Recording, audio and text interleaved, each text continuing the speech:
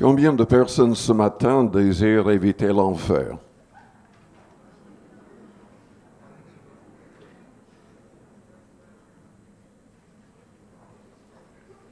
Je vais lire un passage dans 1 Corinthiens, chapitre 9, et au verset 25.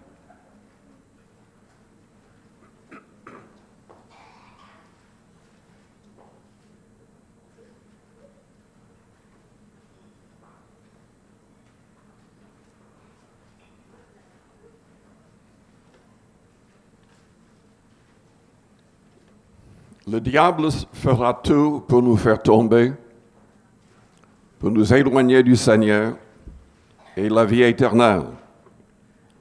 Il veut à tout prix que nous soyons damnés. Il voudrait que l'humanité tout entière soit damnée. Dieu, par contre, désire que tous les hommes arrivent à la repentance. Pierre a dit dans 2 Pierre chapitre 3 que Dieu use de patience envers nous, ne voulant qu'aucun périsse, mais que tous arrivent à la repentance. C'est indispensable d'arriver à une pleine repentance, c'est-à-dire tout doit changer dans notre vie. Nous devons soumettre nos pensées, nos paroles, nos actions, nos réactions au Seigneur.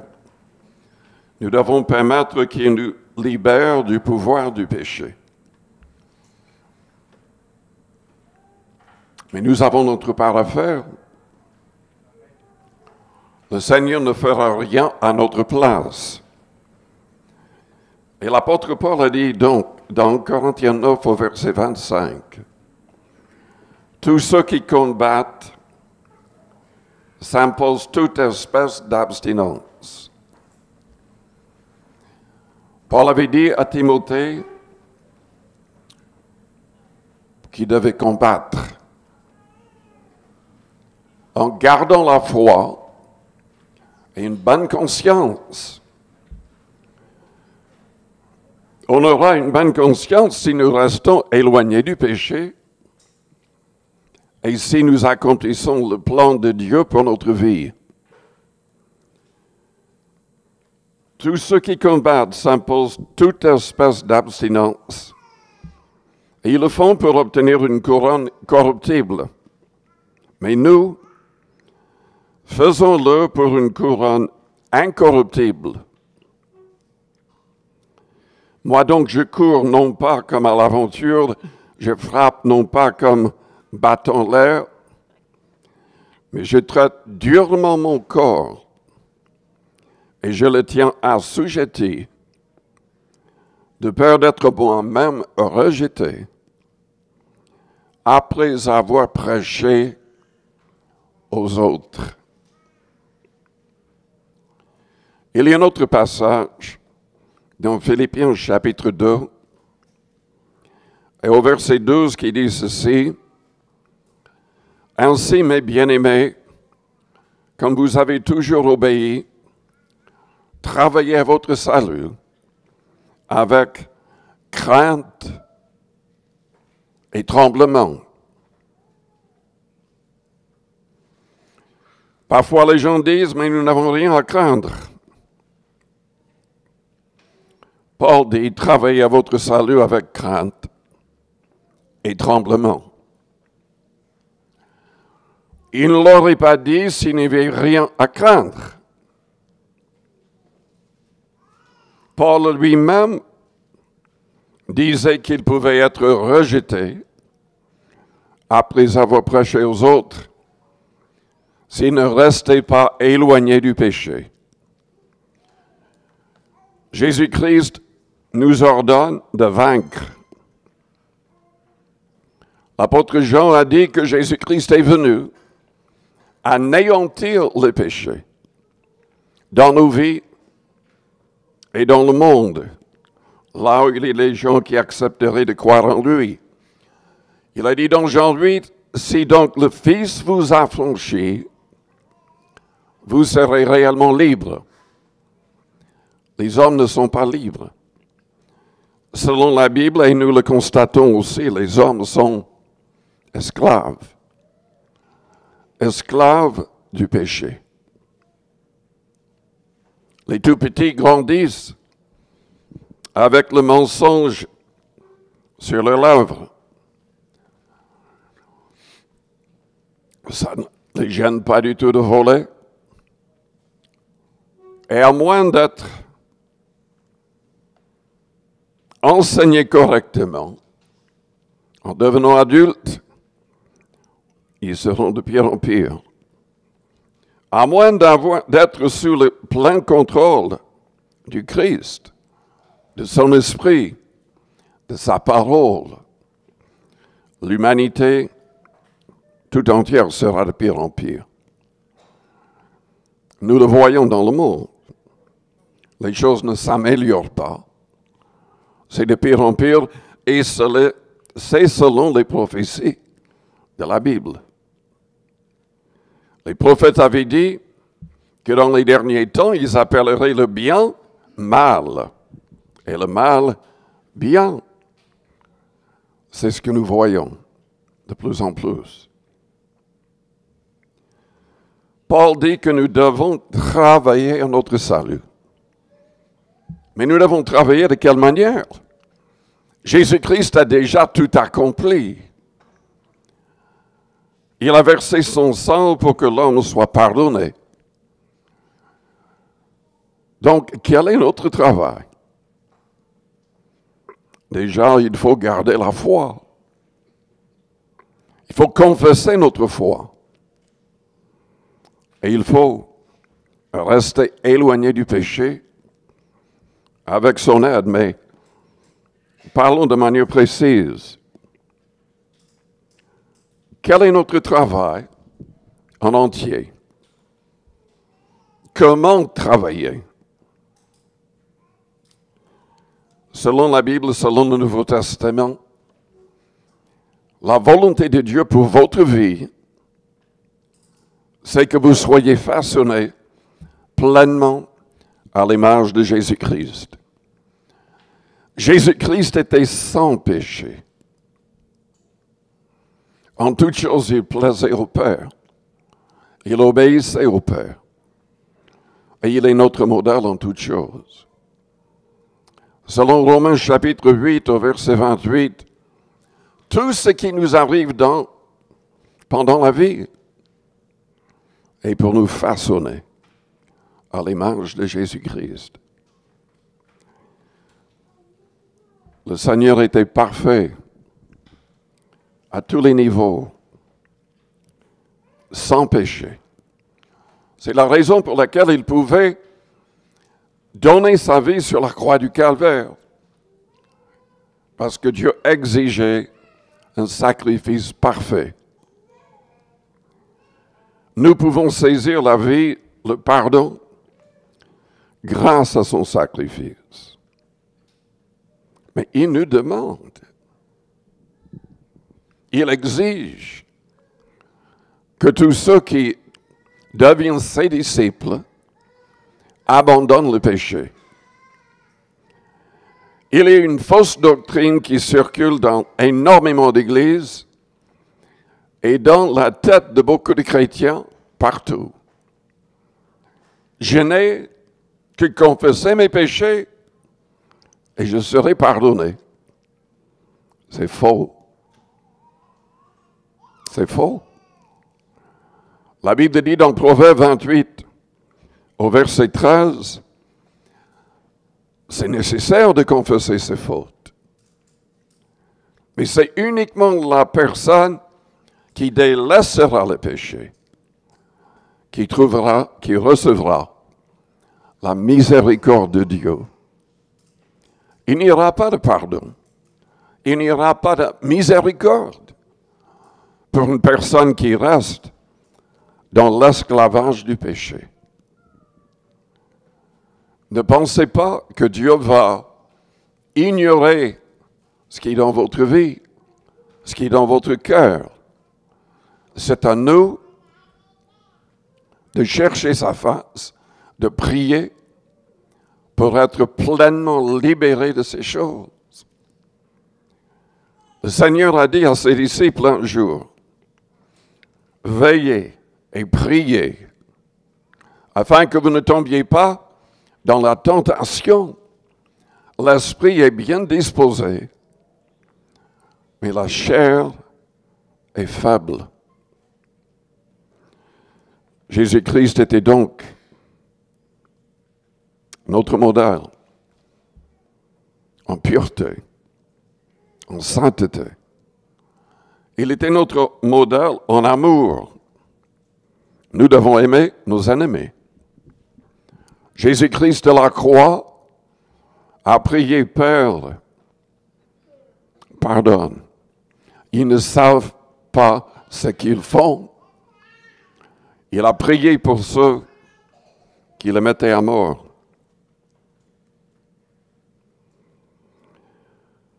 Nous devons travailler pour ne pas perdre notre amour. Selon Matthieu 24, dans les derniers temps, l'amour du plus grand nombre se refroidira, parce qu'il y aura de l'iniquité tout autour de nous, continuellement. Et ça va pousser beaucoup de gens à être amers. Mais celui qui persévérera jusqu'à la fin sera sauvé. C'est ce que le Seigneur a dit. Est-ce qu'il y a de l'amertume dans votre cœur, dans votre vie? Selon Hébreux chapitre 12, c'est un problème grave. C'est un problème qui existe dans les églises. Nous devons apprendre à aimer tous. Nous devons pardonner à tous si nous voulons être pardonnés nous-mêmes. Nous devons rester, selon la Bible, pleinement éloignés de tout péché. Selon 2 Corinthiens chapitre 6 jusqu'au chapitre 7, verset 1er, nous devons achever notre sanctification, notre mise à part, dans la crainte du Seigneur, au niveau de la chair et au niveau de nos pensées. Qu'est-ce qui se passe dans votre cœur, dans vos pensées pendant la semaine? Est-ce que vous restez éloigné des influences qui suscitent toutes sortes de mauvaises pensées, toutes sortes de convoitises? Dieu nous juge au niveau de nos pensées. Le Seigneur a dit dans Matthieu 5 au verset 27, « Si un homme regarde une femme pour la convoiter dans son cœur, il a déjà commis un adultère avec elle. »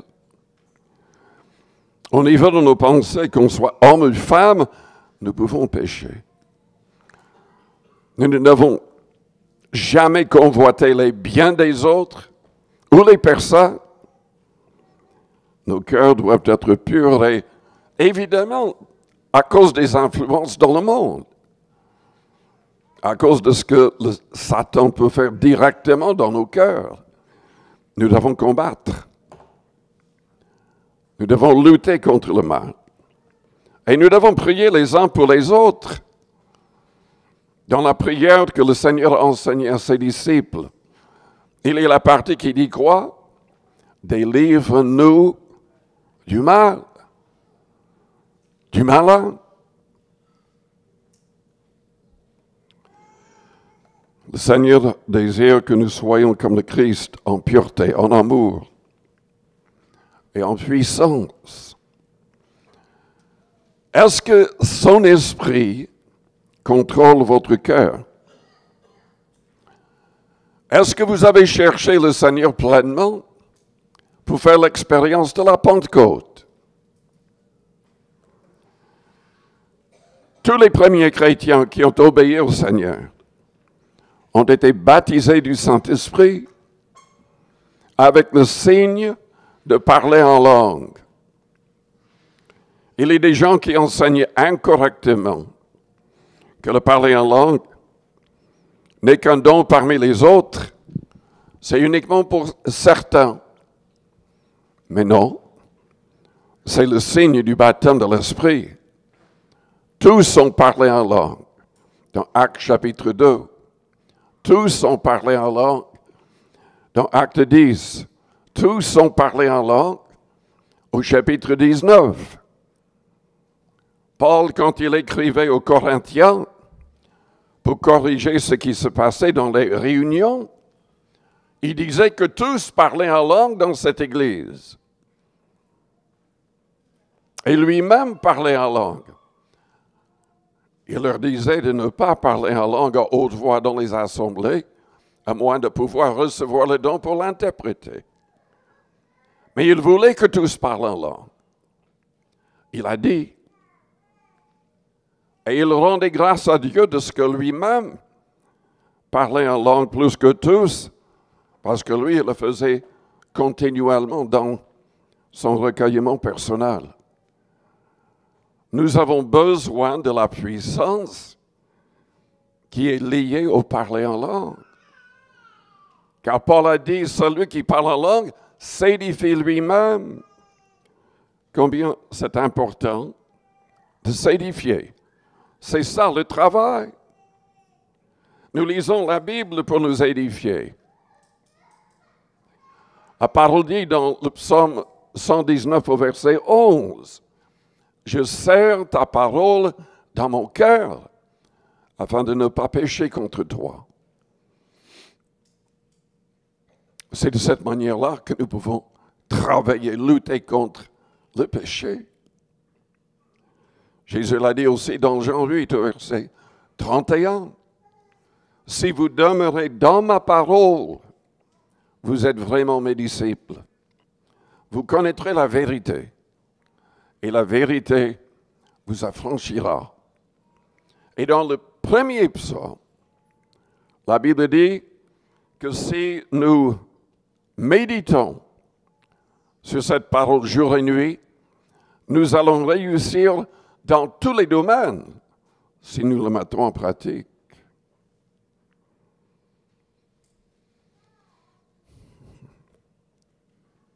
Je l'ai déjà dit, mais je voudrais vous lire un passage qui le souligne. Dieu le Père désire que vous soyez comme Jésus-Christ à tous les niveaux. Dans Éphésiens chapitre 4, au verset 11, la parole parle des ministères que Dieu a placés dans les églises dans le monde. C'est pour le perfectionnement des croyants.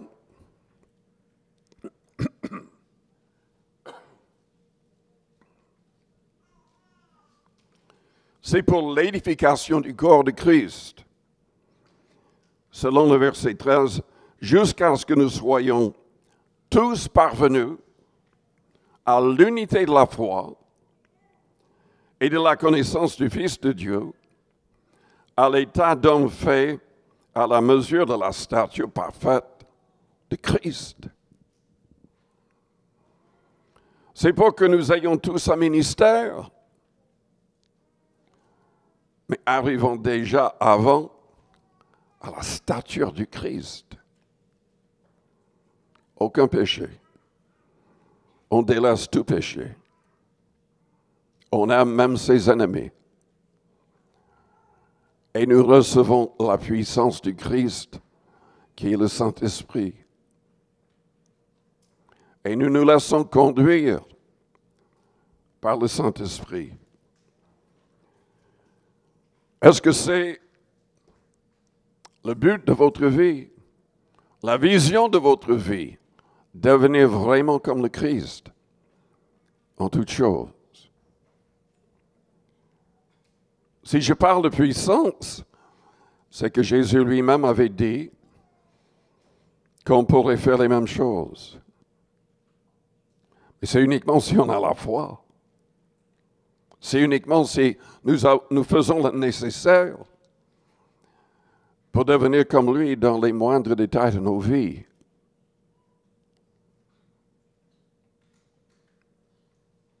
Veillez, prier. Jude a parlé de cela aussi.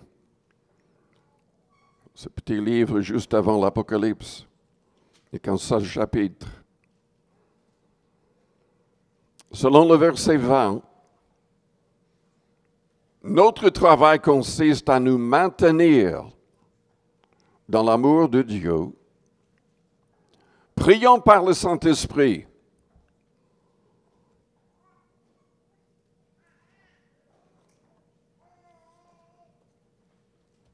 C'est quoi ça? C'est prier en langue. Car selon 1 Corinthiens chapitre 14 et au verset 14, si je prie en langue, mon esprit est en prière, mais mon intelligence demeure stérile. Beaucoup de gens se bloquent et ne parlent pas en langue parce qu'ils ne comprennent pas ce qu'ils disent. C'est normal. Nous devons prier après pour recevoir le don de l'interpréter. Cela ne passe pas par le cerveau. Ça passe par notre esprit, notre âme. C'est quelque chose de mystérieux, mais glorieux, qui nous donne une puissance pour témoigner, un courage. Paul disait, que faire donc? Je prierai par l'esprit, mais je prierai aussi avec l'intelligence. Il priait en langue, il priait avec son intelligence, dans sa langue maternelle aussi. Je chanterai par l'esprit, mais je chanterai aussi avec l'intelligence.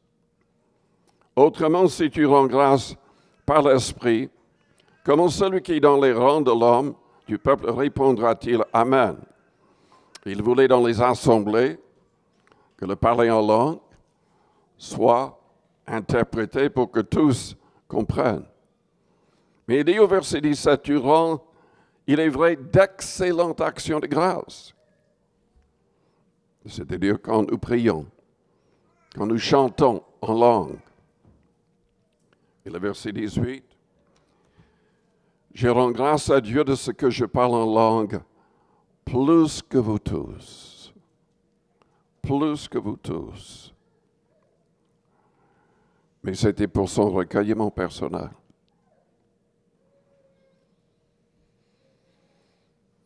Quand une personne se place pleinement sous le contrôle du Saint-Esprit, cette personne commence à devenir réellement comme Jésus-Christ.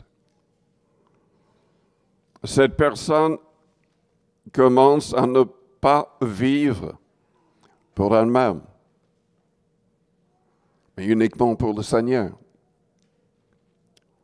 Nous sommes appelés à ne plus vivre pour nous-mêmes, selon 2 Corinthiens chapitre 5, à partir du verset 14. Nous sommes tous appelés à entrer dans un ministère, ce ministère de réconciliation. Nous disons aux autres, mais soyez réconciliés avec Dieu. Les hommes sont séparés d'avec Dieu à cause du péché, à cause de la désobéissance, à cause de la rébellion. Mais Dieu désire que tous les hommes soient sauvés par la foi en son Fils.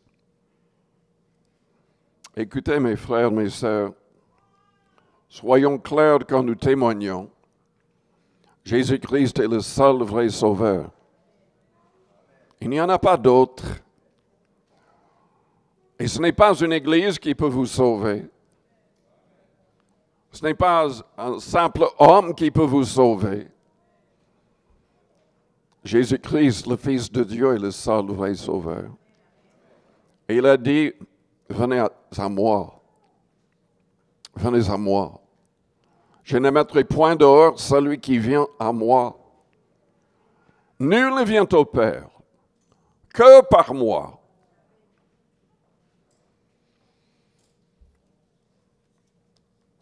Est-ce que vous témoignez? Est-ce que vous êtes entré dans ce ministère de réconciliation?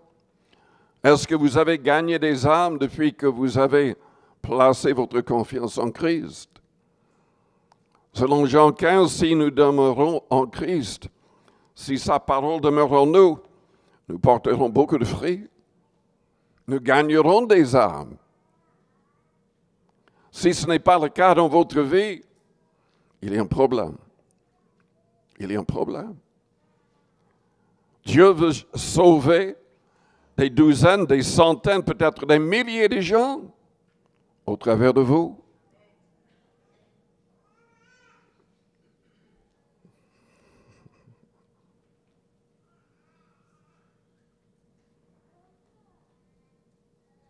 C'est un travail, c'est une lutte, c'est un combat de foi.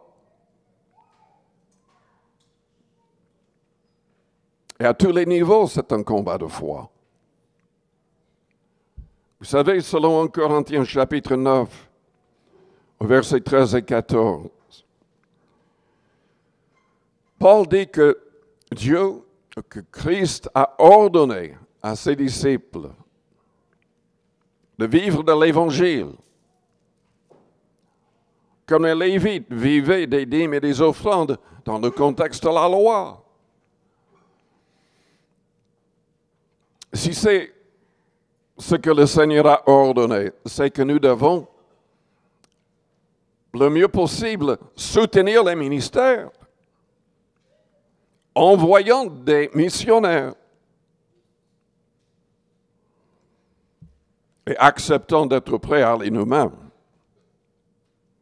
Mais déjà, il faut être des missionnaires ici-bas, là dans notre propre ville.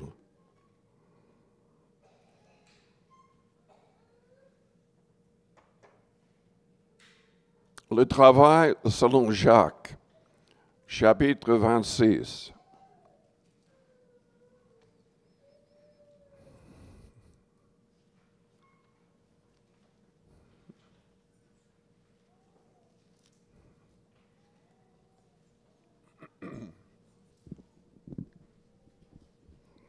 Si quelqu'un croit être religieux, sans tenir sa langue en bride, mais en trompant son cœur, la religion de cet homme est vaine. Jésus-Christ a dit qu'une personne qui insulte mérite le feu de l'enfer.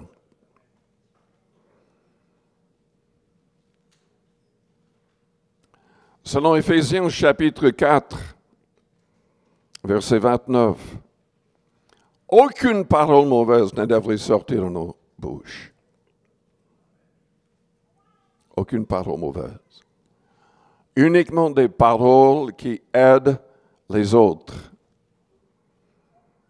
Dans Éphésiens 5, même les plaisanteries sont visées. Choses qui sont contraires, en tout cas, à la bienséance. Nous entendons trop souvent des plaisanteries. Même des gens qui prêchent. Ce n'est pas mauvais de raconter des choses qui font rire si ce n'est pas aux dépenses de quelqu'un. Mais il y a des plaisanteries qui sont contraires à la bienséance. Quand nous disons des plaisanteries sur les autres, en général, c'est contre la bienséance. Ce n'est pas pour aider la personne, c'est pour diminuer la personne. C'est une insulte. Si vous ne vous repentez pas, si nous ne nous repentons pas de telles paroles, notre religion est vaine. Nous ne serons même pas sauvés. Si quelqu'un croit être religieux sans tenir sa langue en bride, mais en trompant son cœur, la religion de cet homme est vaine. La religion pure et sans tache devant Dieu notre Père consiste à visiter les orphelins et les veuves dans leurs afflictions, c'est-à-dire de les aider financièrement et autrement, et à se préserver des souillures du monde. Notre monde est vraiment souillé. De plus en plus, la télé, l'Internet, souillé. Il n'y a pas grand-chose pour nous aider à devenir meilleurs. Il y a énormément de choses pour nous tirer vers le bas. C'est un combat. Nous devons être des gens, des disciples, donc disciplinés. Non pas uniquement dans le sens d'éviter ces choses, mais de prier contre ces choses. Il y avait un groupe, j'oublie le nom du responsable, mais ils allaient dans différentes villes. Ils marchaient en priant. Et quand ils voyaient quelque chose qui était contre la volonté du Seigneur, ils priaient contre cette chose-là. Vous savez, la Bible dit, vous qui aimez l'Éternel, haïssez le mal. Et selon Éphésiens chapitre 5, nous devons condamner les œuvres infructueuses des ténèbres. Donc ce groupe priait en langue.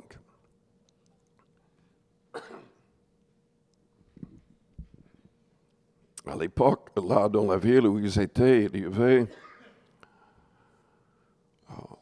pas mal de magasins pornographiques. Et ils ont commencé à prier devant ces magasins. Que le Seigneur agisse, que le Seigneur ferme le magasin. Dieu a fermé chaque magasin dans cette ville. Nous devrions prier contre la pornographie sur l'Internet ou à la télé.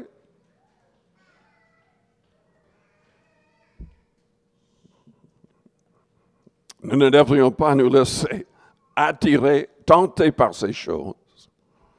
Nous devons choisir consciemment de haïr le mal et de prier contre cela. Par l'Esprit, est-ce que vous êtes éveillés ce matin? Vous êtes d'accord ou pas?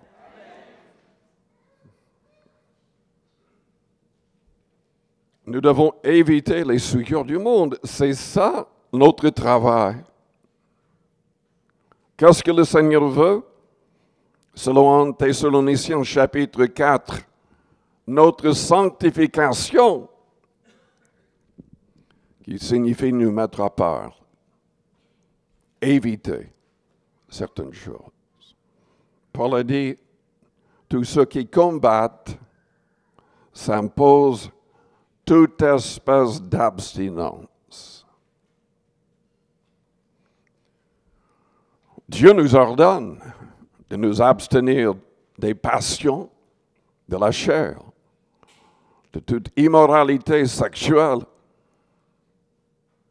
C'est uniquement dans le contexte de mariage légal que la sexualité est bénie par Dieu. Tout le reste sera jugé.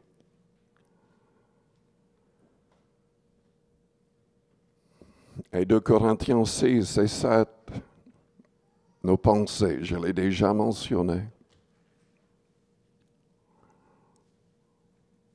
Est-ce que vos pensées sont contrôlées par l'Esprit du Christ? Paul a dit que toutes nos pensées doivent être captives à la pensée de Jésus-Christ.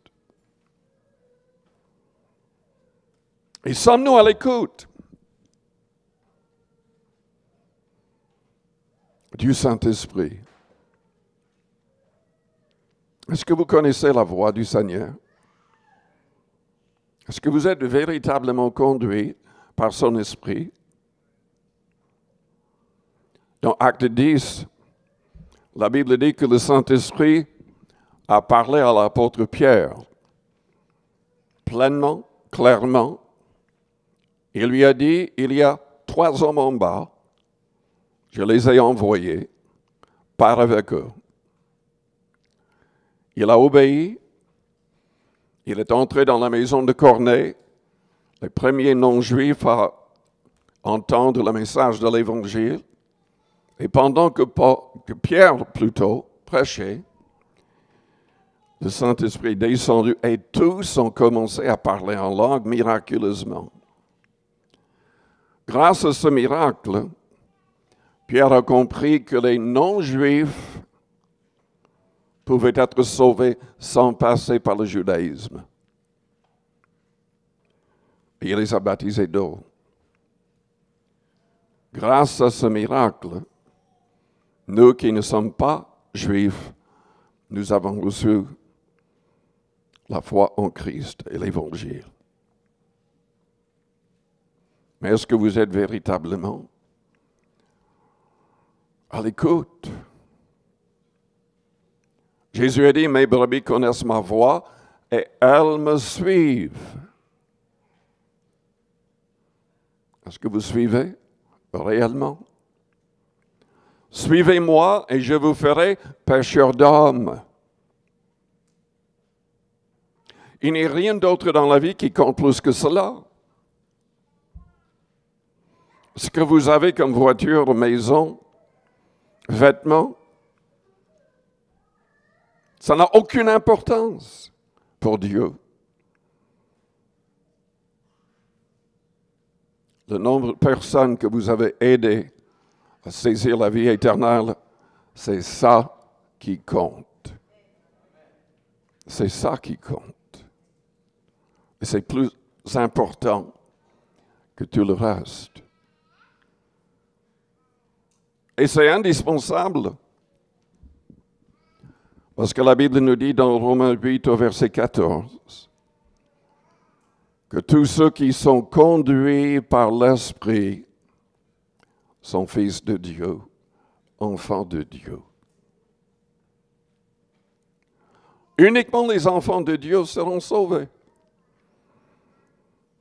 Uniquement les enfants de Dieu échapperont au châtiment éternel. L'humanité est déjà condamnée, selon la Bible. Si vous ne devenez pas un vrai disciple de Christ, si vous ne recevez pas son esprit, vous comme les autres, vous passerez l'éternité éloigné de Dieu en enfer. Mais Dieu ne veut pas cela. Dieu a envoyé son Fils unique afin que quiconque croit en lui ne périsse point, mais qu'il ait la vie éternelle. Je vous invite à fermer vos yeux, à courber vos fronts. Avec les yeux fermés, les fronts courbés, je vous demande d'être honnête avec vous-même. Est-ce que vous êtes un vrai enfant de Dieu?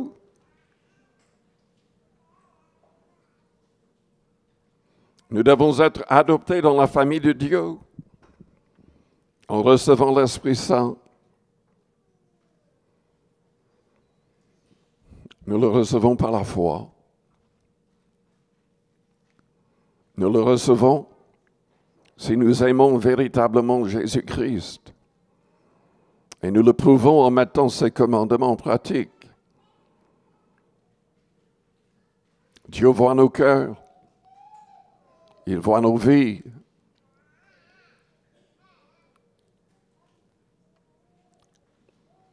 Dieu sauve celui qui veut marcher dans la sainteté. Libre de tout esclavage. Est-ce que vous êtes lié par un péché?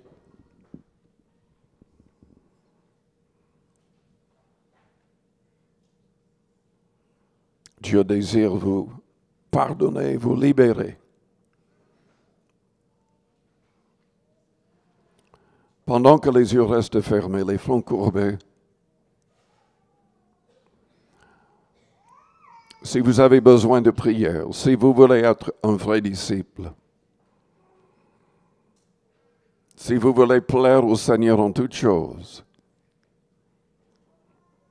mais vous avez besoin de pardon et de délivrance, faites-moi signe. En élevant votre main juste pour un instant, je la verrai. Je prierai pour vous. Il y a plusieurs personnes. Oui. Est-ce qu'il y en a d'autres?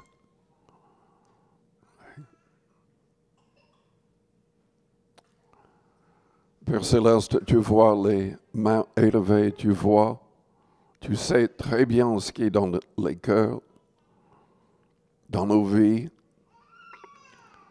Je prie pour tous ici. Pardonne, purifie, sanctifie-nous. Aide-nous à combattre. Aide-nous à être comme les athlètes qui s'imposent toutes sortes d'abstinences afin de gagner. Seigneur, aide-nous à gagner.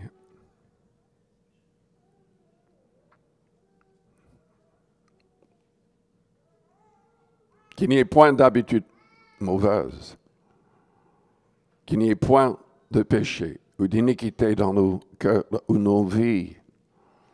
Aide-nous à lutter et à chasser ces choses et que nous ayons nos yeux fixés sur Jésus-Christ, notre modèle,